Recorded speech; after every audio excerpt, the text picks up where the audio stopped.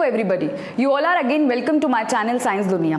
जैसा कि आप जानते हैं हम क्लास 12 इलेक्ट्रोस्टैटिक्स चैप्टर डिस्कस कर रहे थे और इससे पहले वाले वीडियो में मैंने आपको कूलम्स लॉ बताया था और कूलम्स लॉ को वेक्टर फॉर्म में कैसे लिखते हैं ये समझाया था।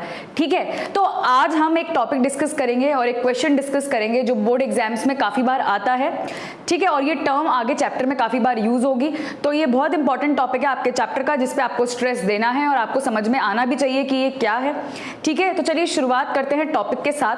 आज का टॉपिक का नाम है क्लास 12 के लिए चैप्टर नंबर 1। टॉपिक है हमारा डाइलेक्ट्रिक कांस्टेंट। डाइलेक्ट्रिक कांस्टेंट को बोलते हैं रिलेटिव परमिटिविटी। तो आज हम एक टॉपिक डिस्कस करने वाले हैं जिसके दो नाम हैं। हम डाइलेक्ट्रिक कांस्टेंट भी कह सकते हैं और हम ये भी कह सकते हैं कि रिलेटिव परमिटिविटी निकालने को आती है। ठीक है, तो चलिए मैं आपको बताती हूँ कि इस पे क्वेश्चन कैसा आता है।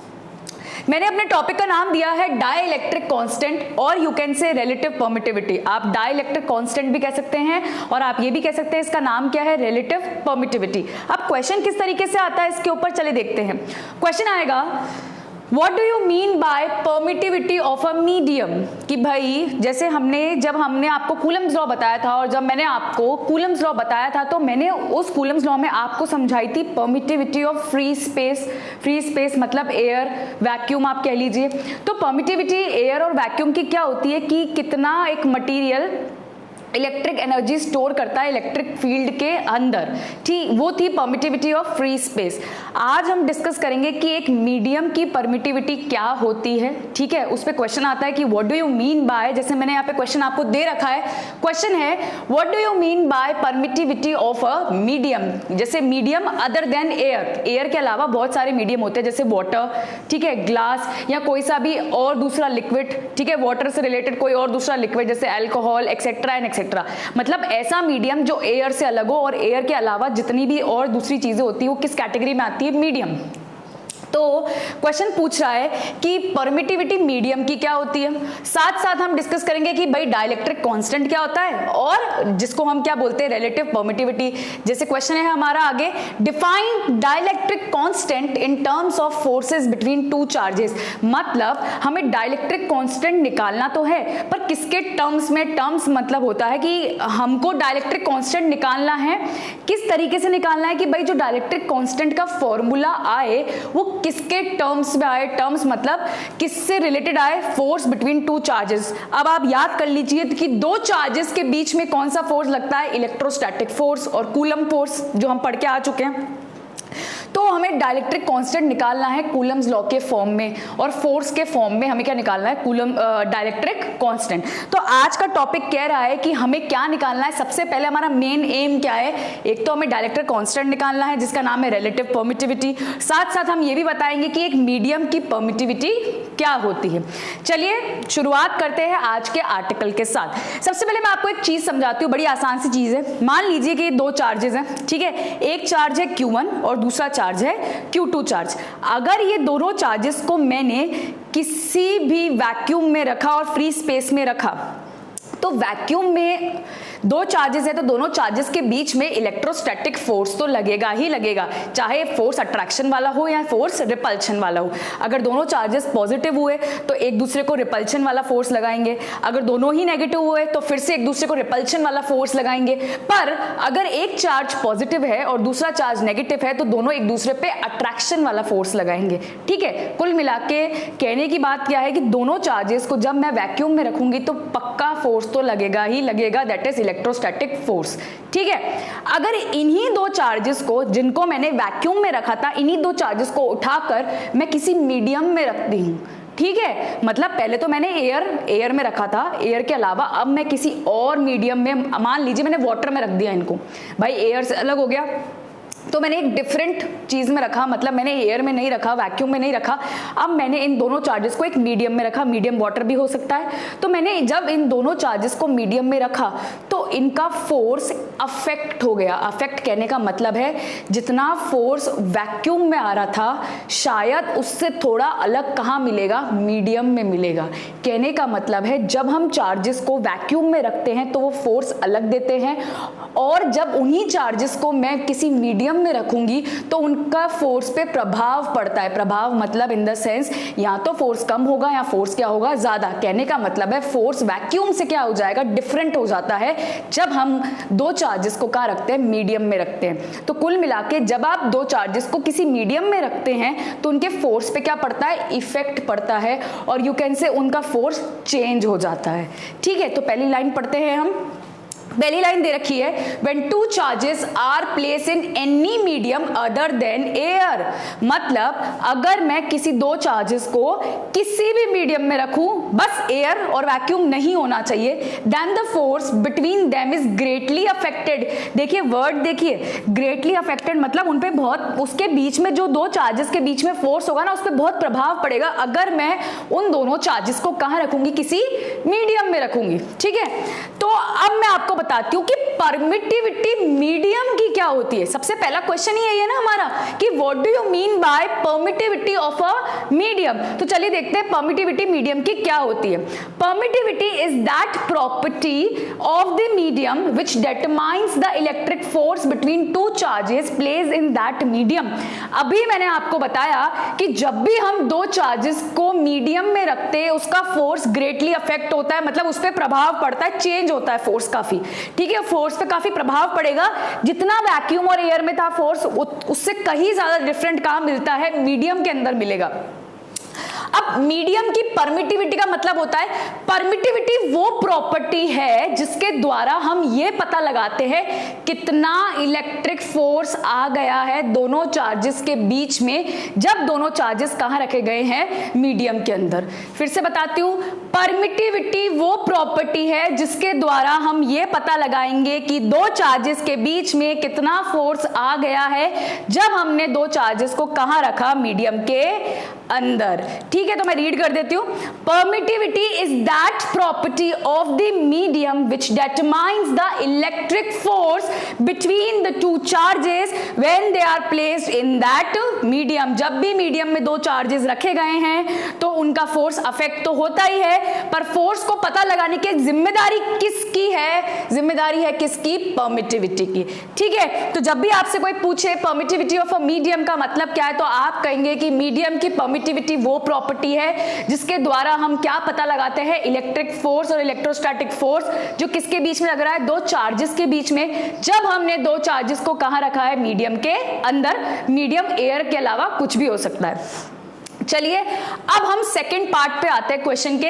सेकंड पार्ट कह रहा है डिफाइन डाइलेक्ट्रिक कांस्टेंट। अब हमें निकालना है डाइलेक्ट्रिक कांस्टेंट जिसको हम रिलेटिव परमिटिविटी भी कहते हैं। तो मैं लिख रही हूं ऊपर देखिए, now we will find the dielectric constant और रिलेटिव परमिटिविटी।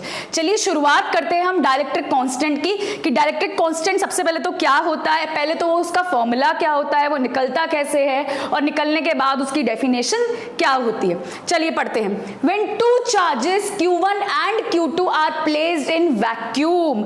अब मैंने सबसे पहले दो चार्जेस को लिया, उन दोनों चार्जेस को, चार्जेस का नाम क्या है, Q1 और Q2। मैंने दो चार्जेस तो लिए, पर उन दोनों चार्जेस को मैंने मीडियम में नहीं रखा, मैंने उन दो चार्जेस को कहाँ रखा है, वैक्यूम में। तो मीडियम यूज नहीं हो रहा है अभी। Are placed in vacuum then according to Coulomb's law, अगर ये दो चार्जेस है Q1 और Q2, इनके बीच का डिस्टेंस है R और इनको मैंने रखा है कहां पर, वैक्यूम में।